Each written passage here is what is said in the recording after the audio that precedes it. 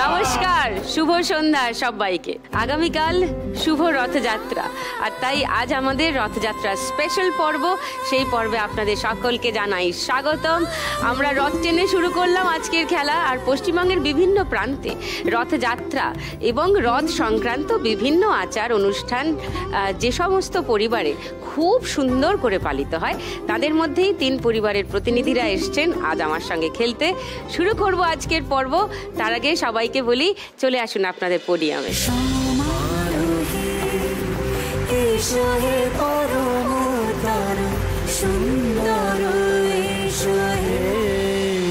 খুব ইন্টারেস্টিং হবে মনে হচ্ছে আজকের পর্বটা। আগে একটু আলাপ সেরে নিই সবার সঙ্গে। প্রথম পোডিয়ামে আজকে আছেন পিয়ালি আর পিয়াল মাহেশ থেকে, তাই তো? নমস্কার। নমস্কার দিদি, আমি মাহেশ জগন্নাথ মন্দির থেকে এসেছি। আমি পিয়ালি অধিকারী। জয় জগন্নাথ। জয় জগন্নাথ। পিয়াল কৃষ্ণ অধিকারী, আমি সম্পাদক মাহেশ জগন্নাথ মন্দির। কত বছরের পুরনো? মাহেশ হচ্ছে 629 বছর। সমগ্র পৃথিবীর মধ্যে দ্বিতীয় বৃহত্তম রথযাত্রা হয় মাহেশে। কত জনসমাগম হয় মোটামুটি? প্রায় 5-6 লক্ষ তো ভক্তের সমাগম হয়। 5-6 লক্ষ? আগামীকালকের জন্য সব ব্যবস্থা তৈরি? জগন্নাথ মহাপ্রভুর আশীর্বাদে আমাদের সব থেকে বিখ্যাত হচ্ছে মাহেশের স্নানযাত্রা উৎসব। স্নানযাত্রা, কথিত আছে ভগবানের কথায় যে রইব মাহেশে তোমার সকাশে, আমি যে জগৎপতি, মাহেশেতে স্নানে উড়িষ্যায় ভোজনে রবে চিরদিন খ্যাতি। উড়িষ্যায় হচ্ছে ভোজন আর মাহেশেতে হচ্ছে স্নান। আমাদের স্নানের একটা গল্প আছে যে নীলকণ্ঠ পাখি উড়ে এসে বসে। সেই নীলকণ্ঠ পাখি যখন আমরা স্নান করাই, সেই নীলকণ্ঠ পাখিকে আমরা দেখতে পাই। আরো গল্প শুনতে হবে, এইটুকু শুনে হবে না। আগে একটু সবার সঙ্গে ছোট ছোট করে আলাপ করে নি, ঠিক আছে? ভারতী দেবী আর সুব্রত বাবুর কাছে আসি। নমস্কার। নমস্কার, আমি ভারতী মণ্ডল। আমি গুপ্তিপাড়া রথ কমিটি থেকে এসেছি। গুপ্তিপাড়া। আমি সুব্রত মণ্ডল, গুপ্তিপাড়া রথমেলা কমিটি থেকে এসেছি। হুগলির বিখ্যাত মাহেশের পরই হুগলির গুপ্তিপাড়া। ঠিক। এটা আমাদের 1740 সাল থেকে আমাদের এই রথযাত্রা উৎসব হয়। এখনো যেরকম আর কি শ্রীরামপুরে স্নানযাত্রার দিন আপনার নীলকণ্ঠ পাখি আসে, এখনো আমাদের রথের টানের সময় নীলকণ্ঠ পাখি রথের উপরে এসে যায় এবং তারা ডেকে যখন উড়ে যায় তখন আমরা এটা ভাবি এই সময় হলো নির্দেশ হয়েছে রথ টান শুরু করা, এবার তোমরা টানো। তখন আমরা প্রভুর জয়ধ্বনি দিতে দিতে বাদ্যযন্ত্র সহকারে হাজার হাজার মানুষ জয় জগন্নাথ জয় জগন্নাথ করতে করতে প্রভুকে। দারুণ দারুণ, মানে এই গল্প তো শুরু হলে শেষ হবে বলে মনে হয় না, শুনতেই ইচ্ছা করছে অনেকক্ষণ ধরে। সবার কাছে আরেকটু ডিটেলে শুনবো গল্পগুলো। নমস্কার সোমাদি, রবীন বাবু নমস্কার। হ্যাঁ সুরিতা। আমি সোমা পাল, নৈহাটি সিংহবাড়ি থেকে এসেছি। আরে বাবা, হ্যাঁ। আমি রবীন পাল, নৈহাটি সিংহবাড়ি থেকে এসেছি। আচ্ছা, সিংহবাড়ি থেকে পাল কাপল কেন?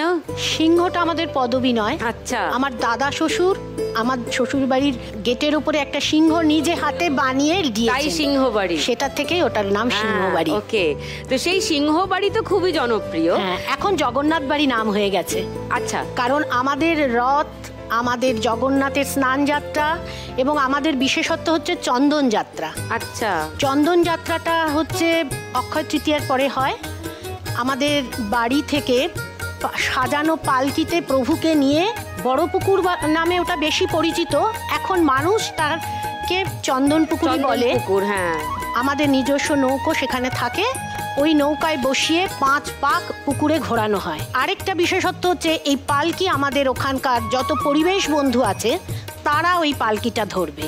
আচ্ছা, এখন আর ওটা আমাদের বাড়ির পুজো বলে নেই, অঞ্চলের হয়ে। হ্যাঁ, সকল মানুষের আবেগ এমন ভাবে মিশে গেছে এর সাথে, এখন ওটা সবার পুজো। দারুণ সব ইন্টারেস্টিং গল্প এবং হাঁ করে শুনতেই ইচ্ছা করছে। তার আগে ফার্স্ট রাউন্ডের খেলা শুরু করি। আমাদের আজকের খেলা নোট দিয়ে যাইছে না। একবার পিয়ালি আর পিয়ালের কাছে আসছি। প্রথমে তো আমি আমার দর্শকদের কয়েকটা ছবি দেখাই, তারপরে গল্প বলছি আপনাদের বাকিটা।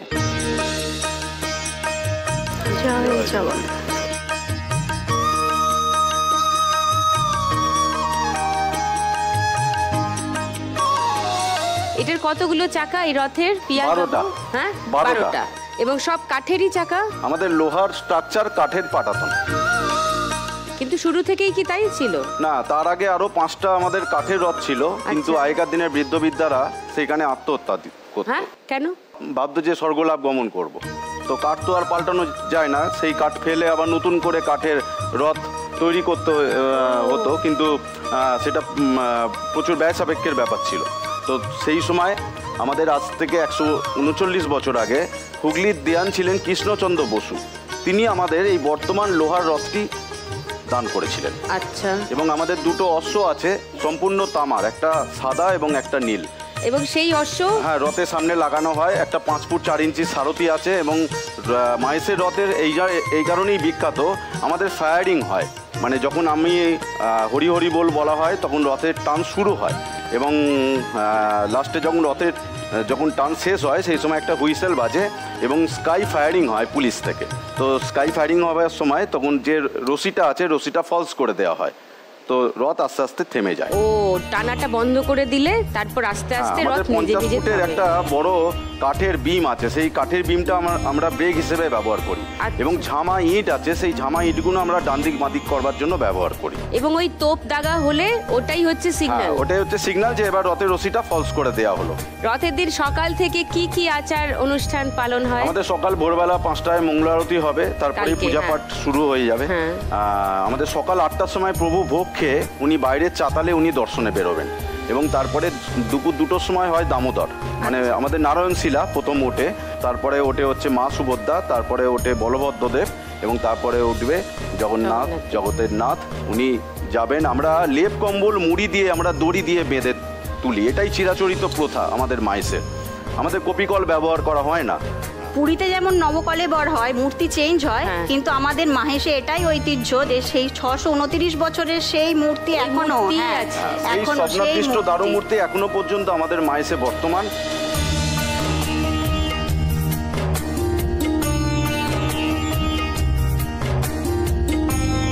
এই যে এটা স্নানপিড়ি ময়দান, এইটা কি মহাপ্রসাদ? এটা হচ্ছে আমাদের সন্ধ্যাবেলা আমরা লুচি আলুর দম, আমরা মিষ্টান্ন, আমরা ভান্ডারা দেওয়া হয়, নরনারায়ণ সেবা দেওয়া হয়।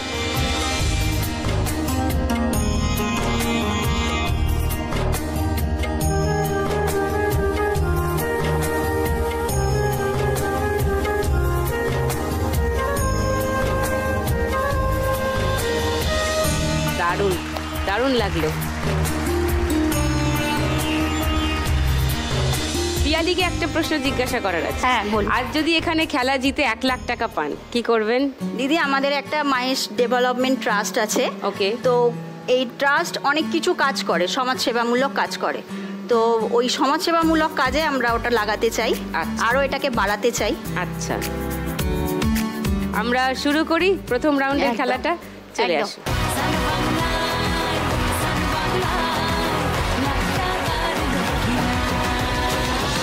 আপনার 1 মিনিট সময় শুরু। পিয়ালি এখন একটু বড়র দিকেই হবে, এটা আর একটু ছোট হবে আগের থেকে। এটা 500 কত? এটা 500?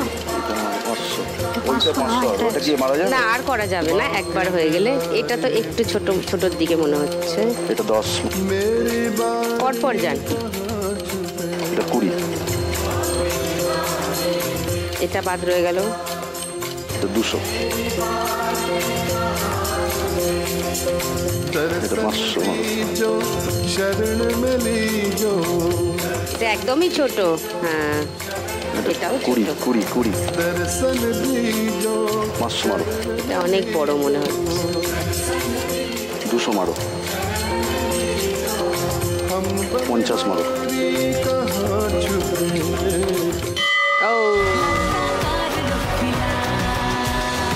1050।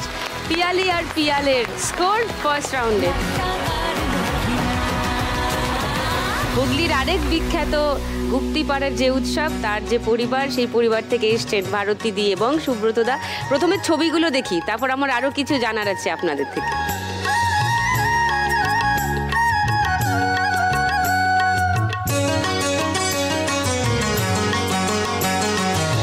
এটা আমাদের স্নানযাত্রার সময় এরকম ভক্ত সমাগম হয় মন্দিরের বাইরে, এটা আমাদের আরেকটা স্নান মঞ্চ আছে পাশেই, এই স্নান মঞ্চে প্রভু আসেন, প্রভুকে তোলা হয়। আমাদের সেই পুরনো আর কি 108 শালগ্রাম শিলা এবং নিম কাঠের তৈরি সেই প্রভু জগন্নাথ দেব, বলরাম দেব এবং মা সুভদ্রাকে আমাদের ওই স্নান মঞ্চে নিয়ে আসা হয়, নিয়ে এসে সেখানে স্নানযাত্রা উৎসব করা হয়।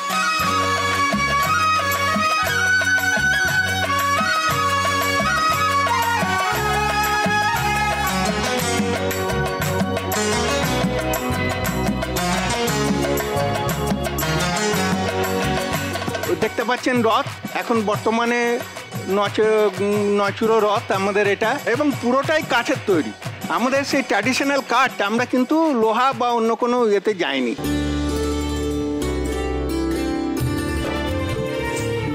এরপর হচ্ছে সানযাত্রা 15 দিন উনি শয়নে থাকেন এবং স্নানযাত্রার জন্য তার এই স্নান করার ফলে তার জ্বর হয় এবং বৈদ্যও ডাকা হয় এবং সেই আয়ুর্বেদিক ওষুধ খাওয়ানো হয়। এখানেই কি ওই কলমি শাকের উপর? হ্যাঁ, কলমি শাকের উপর, কলমি শাকের পিছনে পটল মাথায় দিয়ে। ওই সময়টা আমরা কেউ পটল খাই না, এলাকার লোক পটল এবং কলমি শাক আমরা খাই না, কারণ ভগবান জগন্নাথ পটল মাথায় দিয়ে শয়নে থাকেন এবং কলমি শাকের উপর শয়ন করেন। জ্বরটা সারার পর উনি এবার শুক্লাপক্ষে দ্বিতীয়া তিথিতে তাকে আবার বায়ু পরিবর্তন করতে মাসির বাড়ি গুন্ডিচা মন্দিরে আসেন আর কি। মানে দীর্ঘ পথের জন্য প্রথম টান হয় ঠিক 12টা নাগাদ, প্রথম টানটা শুরু হয় এবং আরতি, মঙ্গল আরতি করে তাকে খাওয়া দাওয়া মানে ভোগ আরতি করে সব করে তাকে রথে তোলা হয়। প্রথমে ওখানে মা দেশকালীর মন্দির আছে, প্রথম টানটা দেশকালী মন্দিরের কাছে এসে স্টপ হয় এবং দ্বিতীয় টানের সময় তখন আবার বেলা বিকেল 4টে নাগাদ দ্বিতীয় টানে তিনি মাসির বাড়িতে আসেন। দুটো পর্বে টান হয়, দুটো পর্বে টান হয়। যে আমাদের বিশেষ একটা উৎসব হচ্ছে ভান্ডার লুট উৎসব, হ্যাঁ, যেটা সারা ভারতবর্ষে আর কোথাও নেই। এটা কি ব্যাপারটা একটু শুনে। প্রভু তো মাসির বাড়িতে এসে নাচ গান বিলাস বাসনে আর স্বর্গপুরীতে ফিরতে চাইছেন না, তো তখন লক্ষ্মী দেবী ভাবলেন হয়তো তিনি ওখানে গিয়ে কোনো পরকীয়াতে জড়িয়ে গেছেন, যার জন্য আর তিনি স্বর্গতে ফিরছেন না। তো লক্ষ্মী দেবী পঞ্চমী তিথিতে এসে তাকে সর্ষে পড়া দিয়ে বশ করার চেষ্টা করেন, সেটাকে বলে হোড়া পঞ্চমী। হোড়া পঞ্চমী তিথিতে এসে প্রভুকে সর্ষে পড়া দিয়ে বশ করার চেষ্টা করেন, কিন্তু প্রভু বিলাস বাসনে মাসির বাড়িতে খাওয়া দাওয়া গান বাইনাতে মহা আমোদ প্রমোদে আছেন। তখন লক্ষ্মী দেবী গিয়ে আবার স্বর্গে গিয়ে যখন অভিযোগ জানান যে উনি তো এলেন না, সর্ষে পড়াতেও কাজ হলো না, অন্যান্য দেবতারা তখন যুক্তি করলেন যে তাহলে ঠিক আছে, উনি ওখানে এত খাওয়া দাওয়া বিলাস বাসনে যখন ব্যস্ত, তাহলে ওনার সব ওইগুলোকে ভাঙচুর করে দাও, খাওয়া দাওয়াগুলো বন্ধ করে দাও, কতদিন থাকে। হ্যাঁ, তো ওই দিন আমরা নবমী তিথিতে অর্থাৎ উল্টো রথের আগের দিন, যেটা পুরীতে নবমী তিথিতে বা আপনার শ্রীরামপুরেও নবমী তিথিতে রথ টান হয়, কিন্তু আমাদের দশমী তিথিতে দশমীতে রথ টান হয়। মানে নবমীতে ওই ভান্ডারটা লুট হয়ে চলে এলো, এবার জগন্নাথ দেবের কাছে আর কোনো খাবার দাবার নেই, এবার বাড়ি ফিরতেই হবে, আর মাসির বাড়ির খাবার দাবার এবং ওই সন্ধ্যাবেলা চিড়ে ভোগ খেয়ে চিড়ে ভোগ হয়, সন্ধ্যাবেলা চিড়ে ভোগ চিড়ে খেয়ে এবার ফিরতে হবে, আর খাবার দাবার নেই, এবার বাড়ি ফেরো ভাই। মনের দুঃখে চলে গেলেন তার স্থানে। এরকম আর কি চারিদিকে, এটা একটা দিকের অংশ দেখছেন, এরকম 4টে দিক, 4টে দরজা আছে, সব দরজা বন্ধ। এইবার প্রভু বৃন্দাবন চন্দ্র কৃষ্ণচন্দ্র চতুর্দোলাই করে আসবেন গুন্ডিচিয়া বাড়িতে এসে, তিনি ভেতরে কিছু আর কি শাস্ত্রীয় বিধি আছে, সেই শাস্ত্রীয় বিধি পালন হবে, তারপরে সংকেত দেয়া হবে। এই সংকেত দেওয়ার সাথে সাথে একসাথে 4টে দরজা খুলে দেওয়া হবে একসাথে, আর খাবারগুলো ওই দরজা গিয়ে খুলে দেবে, তখন একসাথে সবাই ঘরে ঢুকে যাবে। গিয়ে আপনার গিয়ে যত বেশি খাদ্যদ্রব্য আছে আর কি ভালো অবস্থায় ফিরিয়ে নিয়ে আসতে পারবে সেই তত বড় পালোয়ান। তার মানে নবমীর দিন এগুলো চলে গেল এবং দশমীর দিন জগন্নাথ দেব ভাই বোন সমেত ফিরলেন নিজের বাড়ি, নিজের জগন্নাথ দেবের মন্দির। বাহ,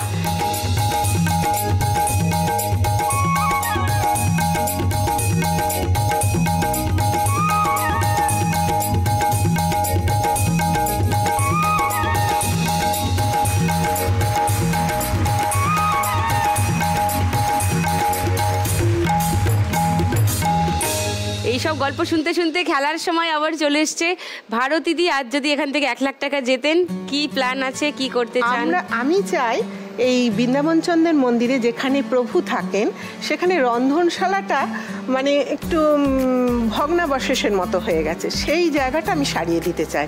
মানে নতুন করে আর কি যাতে সুব্যবস্থা হয় সেটা 1 লাখ টাকায় মোটামুটি করা যাবে, কিছু দিতে চাই ওখানে।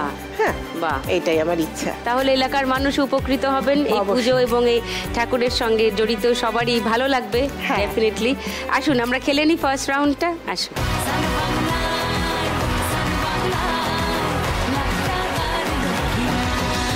আপনার 1 মিনিট সময় শুরু এখন। এটা বেশ ছোটর দিকে আছে।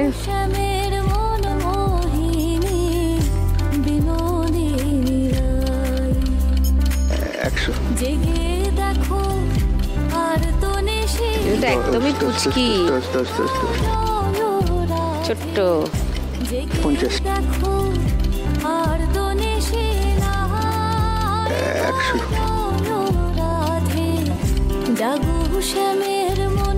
এটা তো একটু ছোট মনে হচ্ছে।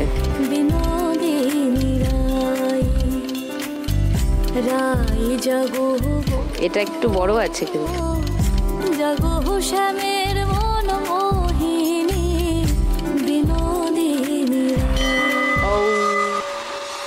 710 স্কোর হয়েছে ভারতীদি, সুব্রত দাস।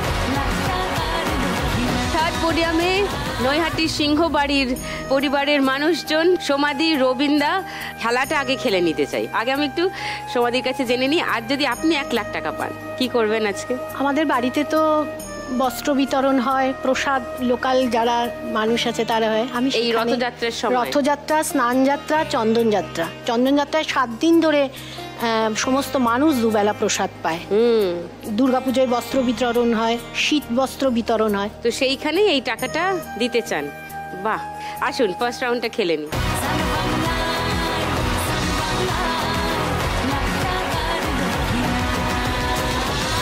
আপনার 1 মিনিট সময় শুরু এখন। না, কালি নিতে হবে। এরপর এটাও 500। আচ্ছা, এটা ছোট কিন্তু অনেক। আচ্ছা, এই রে, এটা কিন্তু একদম ছোট, এটা অনেক বড়।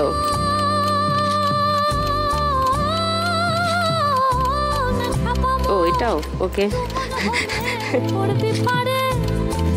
একবার নিচ্ছে, দুটো করে চাপ মারছে। 50, 100 সব কিন্তু ব্যবহার করতে হবে। 20, এখানে একটা বাদ পড়ে গেছে। 200, ওকে। 20, 50 সব ব্যবহার করতে হবে, আর দুটোই আছে। 20 ব্যবহার হয়নি না, 50 দেখতে পাইনি। এটা তো অনেক বড়। 710 সমাধি আর রবীন্দ্রার স্কোর। এখানেই থাকুন, এক্ষুনি ফিরছি আফটার দ্য ব্রেক।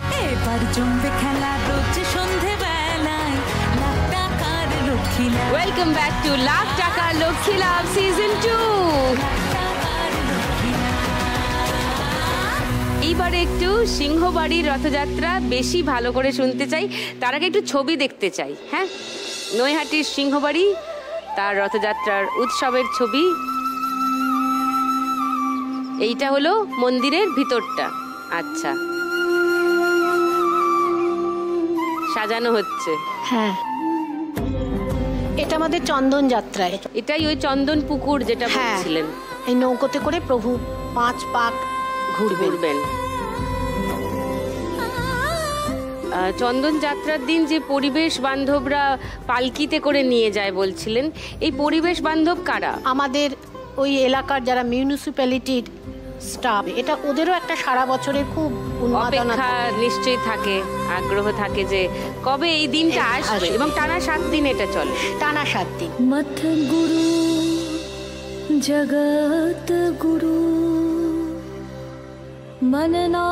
নৌকোয় করে ঘোরানো হচ্ছে 5 পাক, তারপরে পালকিতে উঠবেন ভগবান। উঠার পরে এবার উনি রওনা হবেন দিয়ে মাঝখানে উনি 2-3টে জায়গায় থামেন, বিশ্রাম নেবেন, একটু জল মিষ্টি খেয়ে তারপরে মন্দিরে যাবেন। তো কোথায় কোথায় এগুলো হয়, মানে এই যে 2-3টে যে হল্ট হয়? একজনের তো মাসির বাড়িতে হয় একটা, হ্যাঁ, আর ওখানে আরো 2টো বাড়িতে তারা ভক্ত আর কি প্রতিদিন আসেন।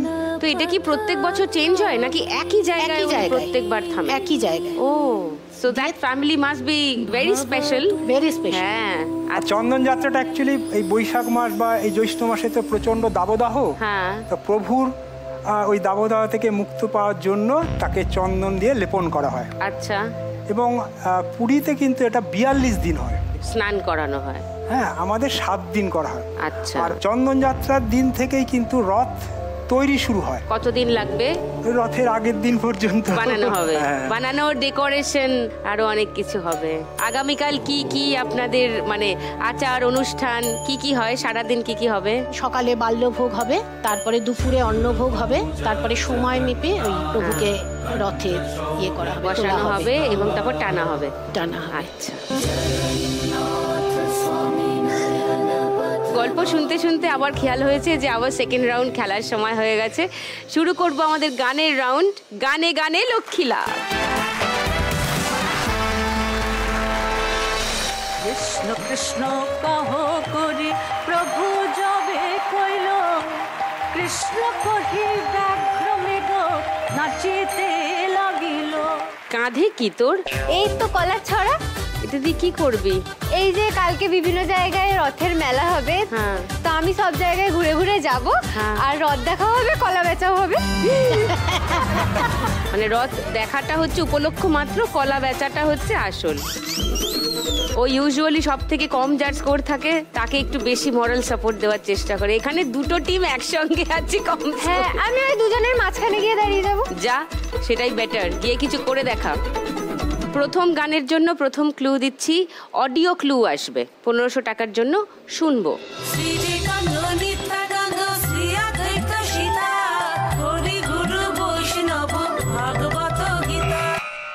পিয়ালি। হরিহরায় নম, কৃষ্ণ যাদবায় নম, যাদবায় মাধবায় কেশবায় নম।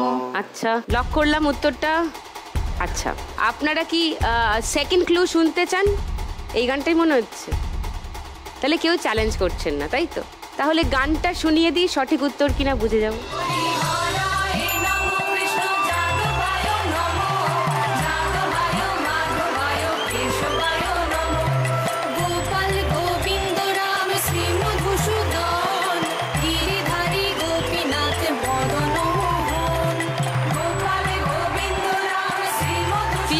পিয়াল 1500 টাকা পেয়ে গেলেন আপনারা। আপনাদের স্কোর 2550। সেকেন্ড গানের জন্য প্রথম ক্লু 1500 টাকার জন্য স্ক্রিনে আসবে। পিয়ালি বলো। দোলে দোদুল দোলে দোলনা। হ্যাঁ, বুঝতে পেরেছি, থ্যাংক ইউ।